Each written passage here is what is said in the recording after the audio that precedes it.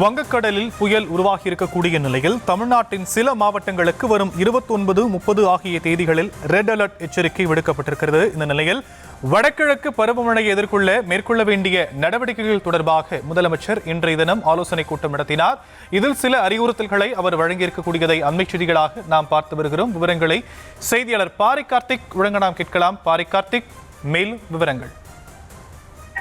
வணக்கம். தமிழ்நாடு முதலமைச்சர் திரு மு.க.ஸ்டாலின் அவர்கள் தலைமையில் தற்போது தலைமைச் செயலகத்தில் ஆலோசனை கூட்டம் நடைபெற்றது. வடகிழக்கு பருவமழை தமிழகத்தில் தீவிரமடைந்திருக்கக்கூடிய ஒரு நிலையில் தற்போது இந்த ஆலோசனை கூட்டத்தில் வருவாய்த்துறை அமைச்சர் உள்ளிட்ட அதிகாரிகள் இந்த கூட்டத்தில் பங்கேற்று வருகிறார்கள். அப்போது வடகிழக்கு பருவமழை டெல்டா உள்ளிட்ட மாவட்டங்களில் நாளைய தினம் ரெட் அலர்ட்டும், நாளை மறுதினம் சென்னை உள்ளிட்ட மாவட்டங்களுக்கு ஆரஞ்சு அலர்ட்டும் விடப்பட்டிருக்கும் நிலையில் மழைக்கால முன்னெச்சரிக்கை நடவடிக்கை என்னவெல்லாம் எடுக்கலாம், குறிப்பாக மாநகராட்சி மற்றும் நகராட்சி என பிரித்தும், அதே போல கிராமப்புற ஊராட்சிகள் என பிரித்தும் எங்கெல்லாம் தண்ணீர் இருக்கிறது, கடந்த காலங்களில் அதாவது கடந்த கால மழையின் போது படிப்பினை அடிப்படையில் எங்கெல்லாம் மழை நின்றதோ அங்கு கூடுதலாக பொதுமக்கள் அங்கிருந்து மாற்றப்பட்டு மேடான இடங்களுக்கு கொண்டு செல்கிறோம்.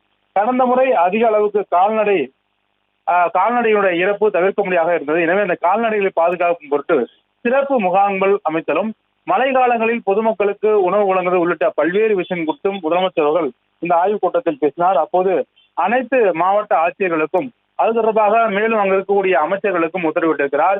உடனடியாக அந்தந்த அமைச்சர்கள் அங்கு இருக்கக்கூடிய மாவட்ட நிர்வாகத்தோடு பணியை மேற்கொள்ள வேண்டும் என்றும், மழை காலங்களில் பொதுமக்கள் எந்த விதத்திலும் பாதிப்பு ஏற்படுத்தக்கூடாத வண்ணம் பார்த்துக் கொள்ள வேண்டும் என்றும் முதலமைச்சர் அவர்கள் அவர்களுக்கு உத்தரவிட்டிருக்கிறார்.